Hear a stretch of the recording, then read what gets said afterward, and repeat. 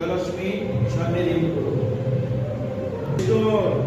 বিষ্ণুর তৎসৎ ফাল্গুন মাসে কৃষ্ণের পক্ষে চতুর্দশমা তিথি, যার নামে সংকল্প করছেন তার নাম বলুন, গোত্র বলুন। এত জীবহৎ কাল সর্ব পৃচ্ছান্তি পূর্বক সূক্ষ্ম স্থূল শরীর বিরোধেন অর্ধ মুখ্য যশ প্রীতি কামষ্টক সচন্দন গন্ধপুষ্প মাল্য সম্প্রদানায় নমঃ শিবায়।